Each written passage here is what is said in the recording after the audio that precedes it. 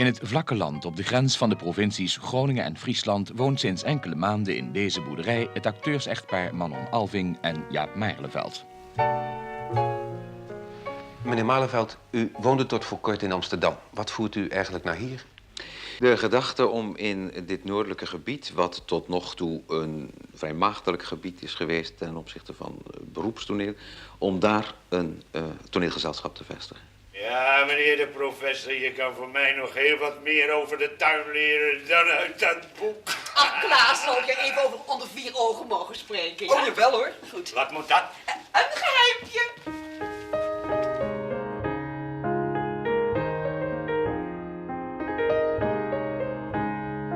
En hier, bij de Noordercompagnie, in die zwarte zaal, daar heb ik het toneelspelen geleerd. Dit is de jettijdse beroemde zwarte zeel in de lawaai van Drachten. En daar komen ze alweer nog 1 keer. Om een tentoonstelling te organiseren in het museum over de Noordercompagnie.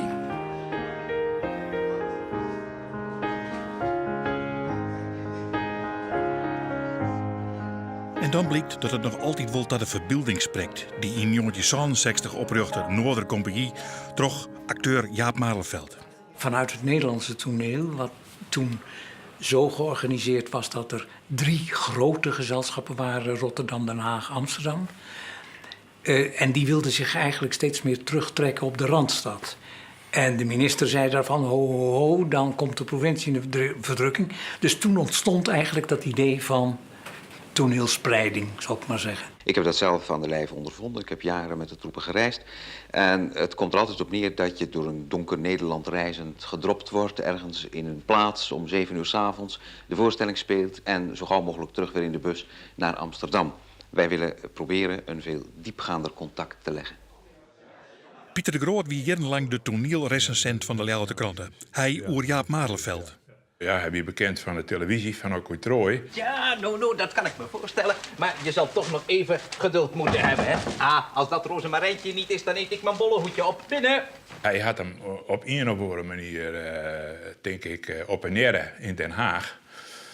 Doet het plan aan om die toneel te spreiden. Nou, zo ziet het net helemaal. Robert de Vries, toneeldirecteur van het Rotterdams Toneel, wij konden hem nog van de overval. Hij kwam bij Jaap en zei: Moet je eens luisteren, we zijn in Nederland bezig om die zaak een beetje te gaan spreiden. En ook in het noorden.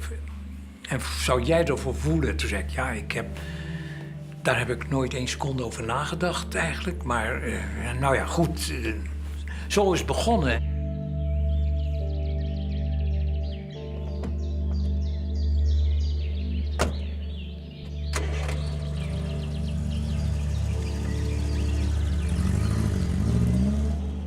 Nou ja, als je in Frieske Pjel waaien, dan begin je toch eens.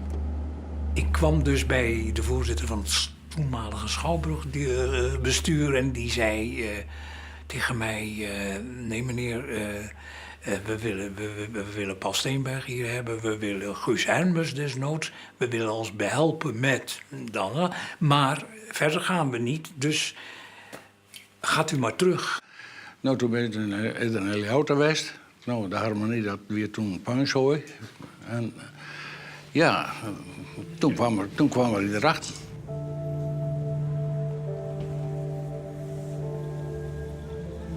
Ik kwam bij Roel Oostra en dat was de enige schouwburgdirecteur die zei: ik vind het een fantastisch plan. Hij zegt, en als ik er wat aan kan bijdragen, dan ben je welkom. Ik ging Jaap Maarleveld al eens een keer jongen, spelingsjongen. En weer een hele aardige man, zeg ik maar zeggen. En ik dacht bij mezelf, het kan nooit kwijt om dit dus te bezieken. Nou, volgens mij vooral om wat te doen. En het ging los. In eerste speelden Jaap Maarleveld en zijn vrouw Manon Alving een tal ingenakters. Uw ring, marquise. Marquise, zegt u? Wel nu, op mijn ring zit precies op de steen een klein markiezinnenkroontje. En aangezien een en ander ook als zegeldienst doet...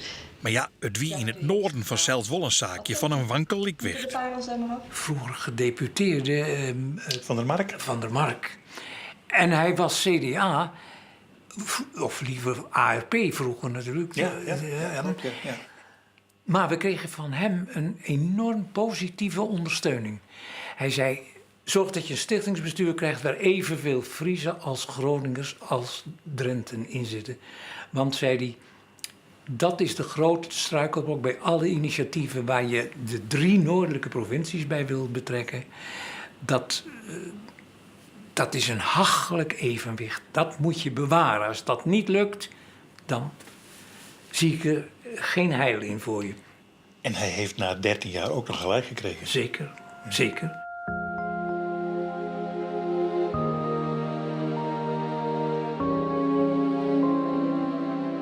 Mag ik dan degene die gelezen hebben uitnodigen om op hier te komen? Dan gaan we... Kunnen we deze deur? Roel Oostra weet nog wat ze doe goed in Wien. Nou, Jaap die hier een enorme affiniteit met het publiek, rechtstreeks op het publiek, zeg maar. Het is weer net de grote afstandelijke kunstenaar die met gewone volk is de meester wordt. Die wie ik erg voor hem op squalm wat het doen en zo. Een van de acteurs wie Joop Wettermans van Burgen. Hebben we ons winkeltje toch nog? Ja, daar kan ik toch niet bij in. Het wordt al minder met de klanten. Al minder. Het gaat nog best. Ja, nou nog wel. Nee, laat mij maar in de broodfabriek. Ben ik mooi klaar. En ik zeg maar zo, brood moet er altijd wezen. Het geheim van de Noordercompagnie was het idealisme van Jaap en Manon. Om het toneel naar de mensen te brengen. Door een uitgebreide informatie te geven aan het publiek. De kennis van toneel zoveel mogelijk te verbreiden door lessen, lezingen, cursussen op scholen werken, kleine voorstellingen met soloprogramma's enzovoort enzovoort. En daardoor het publiek steeds meer vertrouwd te maken met het hele fenomeen toneel. Wat denkt die man, hè? Geef daarop dan. Het wordt zo leuk, jongens, als iemand die zegt... die een verhaal verpest wordt en die zegt... en we hebben zo gelachen, hè? Oh. Dan zeg je, nou waarom dan, hè? Vertel dan. De studentenfederatie, die over het congres. En daar had Jaap Malenveld zijn eerste beginsels, zeg maar, van de Noordercompagnie verteld. Dat weer dus, ik meer in 66 of zo. Ga eens even staan met je handen. Jullie? Jullie ook? Ja? En wie nog meer? Wie waren nog meer? Goed. Ja? En de rest gaat er dus omheen, hè? Probeer dus, ga er maar omheen zitten. Ze moeten dus over jullie heen en... hè? Begrijp je? Oké. Ik vind het leukste werk eigenlijk om te doen. Vooral met wat mensen van zo'n jaar tussen de 14 en 17 of zo. Ik denk dat het, als je dat wat meer zou doen... dat je een hele andere mentaliteit zou kunnen krijgen. Makkelijker gewoon. Mensen niet meer zo bang zijn om zich te bewegen... terwijl andere mensen naar ze kijken. Dat ze een beetje meer zelf accepteren. He, meer gewoon, kan mij het schelen. Het is eigenlijk, zouden er mensen moeten zijn die hiervoor... zoveel zouden moeten voelen dat ze het zouden gaan doen met kinderen. Want wij zijn natuurlijk toch eigenlijk acteurs. En je acteert liever. Maar ja, goed. Omdat er niemand anders is en omdat het nodig is, doe je het. Ze hielden er altijd een praatje achterna bij. Hè? Het was dus eigenlijk al het begin, voordat het vormingstoneel opkwam... wie hij daar al met waande. Educatief toneel heette dat doen. Het oude SDAP-ideaal van... je moet de mensen voedsel geven, je moet ze geestelijk voedsel geven... je moet ontwikkelen, je moet stimuleren. Van kunnen leren. Ja. Nou goed, dus dat is eigenlijk... ons uitgangspunt geweest en daar zijn we met volledig ingestapt. En daar hebben we dus keihard aan gewerkt. Als ik mijn gezicht mocht wegstoppen, laat mij dan voor Tisby spelen. Ik zal een verschrikkelijk fijn stemmetje opzetten. Tisbe, Tisbe. Oh, Primus. Oh, mij zo dier. Zie hier uw Tisby. Uw bruid zo dier. Ja, zo. Applaus.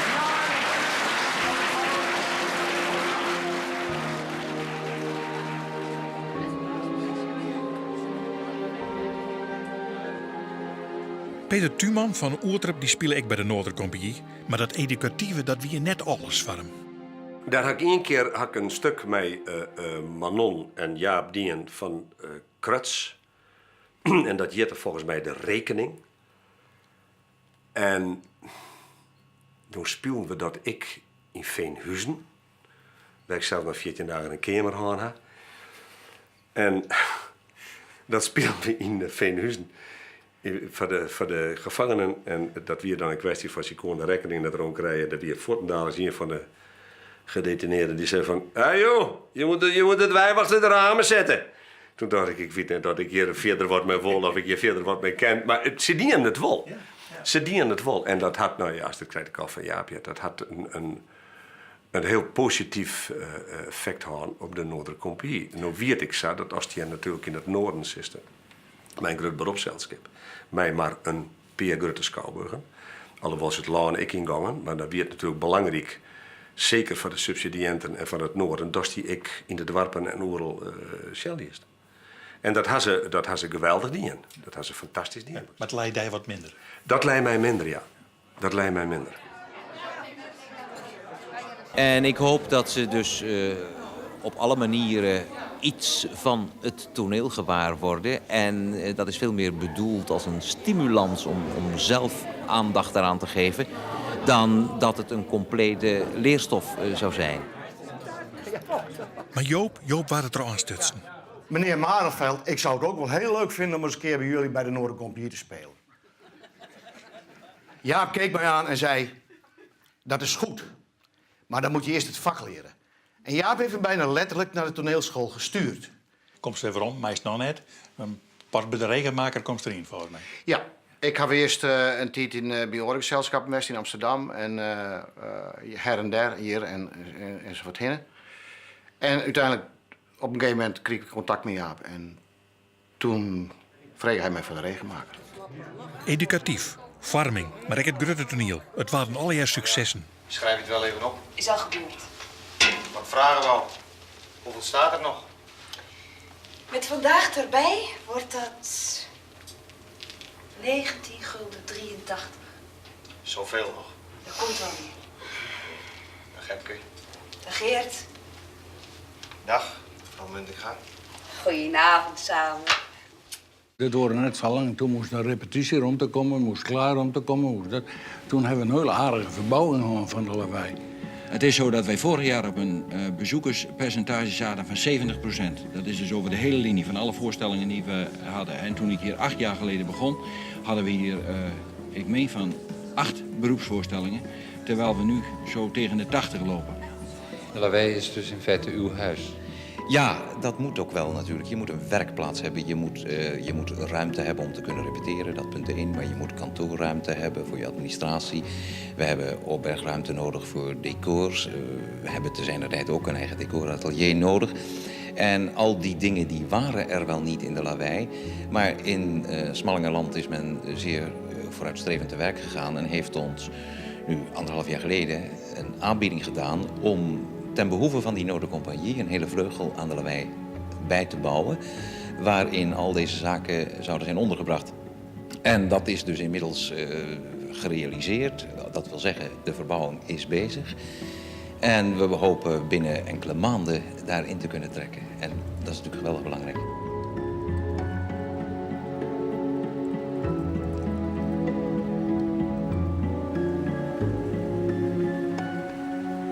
In de lawaai hebben we een interessant publiek gekregen. Wie heeft je ooit gezegd dat wij gingen trouwen? Nou, dat is toch logisch? Je houdt toch van me, Gerard? We kregen natuurlijk veel mensen van de toneelschool af. Rutger kwam van de toneelschool, Bernie Avery kwam van de toneelschool.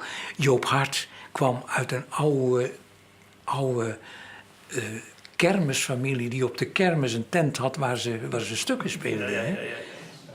Rutger, dat wie Rutger Hauer. Oké, ga je er omheen, hè, jongens? Kom maar. Toen hier Rutger Hauer kreeg in Amerika zijn eerste filmrol spelen, Dienstknecht van Hitler, weer ook weer de architect Speer. En toen zijn die kunde die we dus daar en look, een Duitse actor. En dan zei ik altijd heel bescheiden, ach, die is bij mij begonnen, zei ik dan. Hè? Ik heb Rutger Hauer meer met Floris identificeren. Pak hem aan!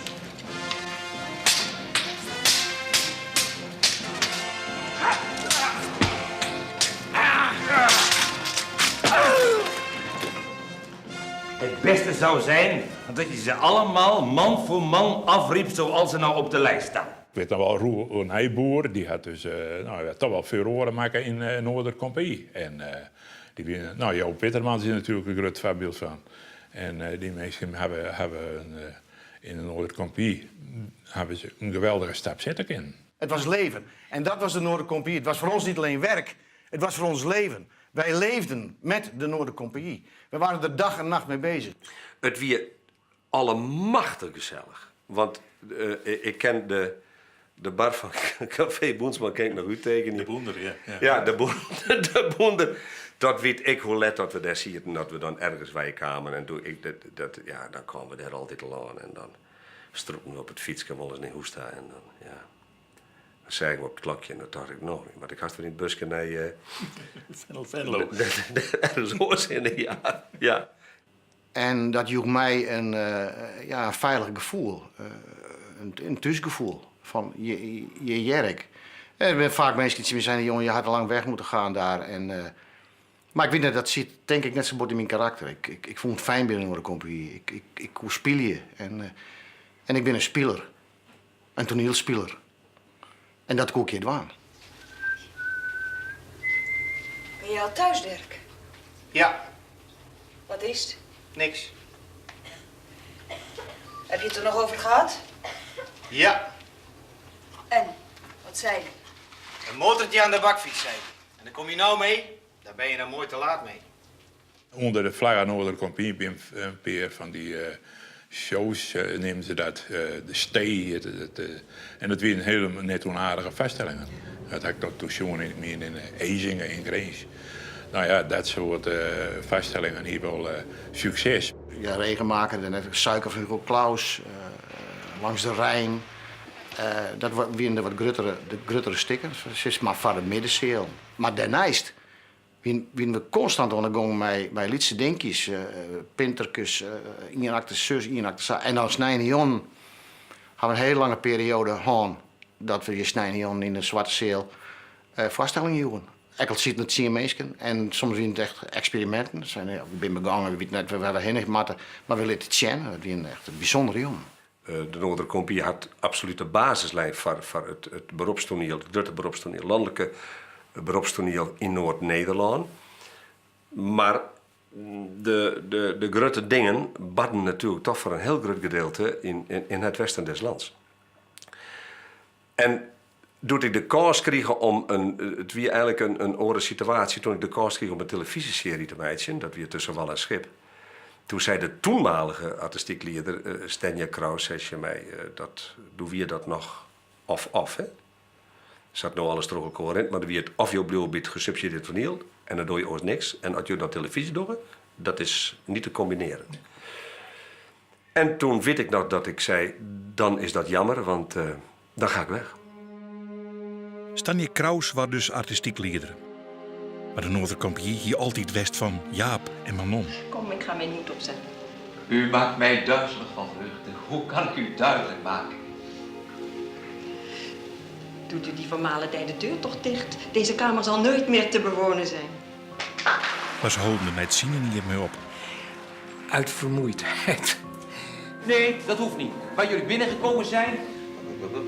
Door. Het beeld dat op je netvlies komt, dat roept eigenlijk een heleboel andere dingen op. Hij was weer gewoon acteur.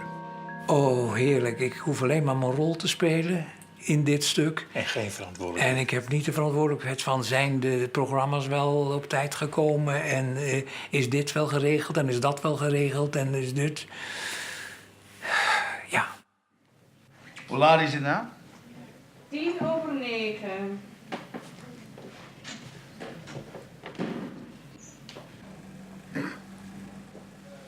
Hoe laat zei je? 9:11. In het begin, in 1978, denk ik eerder een nieuw bestuur kwam. Toen is die Halbe Kuipers, ik vregen, die was deputaire voor de PPR in Greens. Die kwam toen in het bestuur en die is dus later al gauw voorzitter geworden. Een van haren wie Tjette Kamminga. Die volgen al jarenlang die Noordercompagnie, want... Mijn verstaande levenspartner was Luciano Harms en die was acteur bij de educatieve groep van de Noordercompagnie. Zo'n volle budget is er net voor dit soort zaken. En men hier langzamerhand een belang bij om dat Friestalige, om dat een set te gaan, een boost te gaan. Toen kwamen er in Grange alle handen van die farmingszeldschippen. En toen dachten ze, nou kan het bij de Noordcompagnie wel wat minder. Jon de Lamar, de zakelijk leider, die is hier namen eer aan. Het wie alleer maar. Onze voorstellingen die nemen in aantallen. En onze voorstellingen, daar bedoel ik mee de avondvullende repertoirevoorstellingen en de vormingsproducties overdag op school nemen van jaar tot jaar toe. Benadert het getal van 300. Daarom vragen wij meer mankracht, meer spelers. En meer geld. En meer geld. Er moest de educatieve poort, die moesten maar door de provincies en de gemeenten die ter gebruik van maken subsidiëren worden. Dus dat was voor de Noordercompagnie op een hele vreemde constructie zelfs. En het geeft zelfs heel dal mis doet het oude en nog onwijzige probleem van het noorden op het aliment kwam. Friesland en Grange kennen het met elkaar. Ja, want toen dat een beetje de voeten onder het gat kreeg, toen wie Grange begon jaloers te worden. En mijn collega daar, Tom Post, en die werk ik met de man van Meppel, mijn Frans van der Veent, van achterop, die begon de zaak oor te zien en die dachten bij zichzelf, die voetbal die hebben we net verleden litten. We moesten langs zien dat we dat spel in Grange kregen. Dat die de zaak stelselmatig ondergroeven. Friesland is natuurlijk ook een theaterminded provincie. Dat is gewoon theater enzovoort. Dat is altijd zo geweest, traditie. Amateurtoneel, neem maar op. En ja, in Grange lijkt het moeilijk. Grange had natuurlijk de stad en nog een paar plakjes en dan hij het hangen. Ja, en Drenthe, ach, die vond het wel goed. Zo, als er een hele mooie voorstelling is, zoals de Regenmaker bijvoorbeeld, waar Rutger Hauer in een schitter nou libellenverhaal van die man in Grange aan, hè? Dat hoort net op toneel. Nou, ik wie er maar een paar seizoenen en doet ik merk hoe dat zeilschip een beetje op drijfzand kwam. Toen wist ik zeker, ik moet je wij. Ik moet je wij. Oh, god. Weet het weer wat, Scott? Ze is zo vaak zijn dat het festival op die voeten komt. Maar wie nog een probleem. Friesland wil wat meer van theater, meidje. Hey, toch net in hetzelfde geleid, waarom? Doet het erom om theater als een beroepszeilschip te subsidiëren. Het is semi-beroeps nog, maar ze vochten dus om beroeps te worden. Toen het tarief van de kunst zijn van ja, één zeilschip, dat betellen we door het Riek, zeg maar, dat is genoeg. Wij hoeven theater net te subsidiëren. Dus op die manier zie je het de Noordercompagnie theater wel wat weg. En vooral Drachten spelen daar natuurlijk in mij. Want ja, Noordercompagnie had hier in Drachten wel wat gebracht. Op squalen en theaterdagen en workshops en van alles. Dat dienen ze overal, maar vooral hier in Drachten begon het echt bot te leven. Het wie een Drachtster zeilschip? Ja, eigenlijk wel, ja. Ja, ze moesten in Noordercompagnie. Drachten wij, die moesten in Grange staan. Ja. Dat was eigenlijk de bedoeling.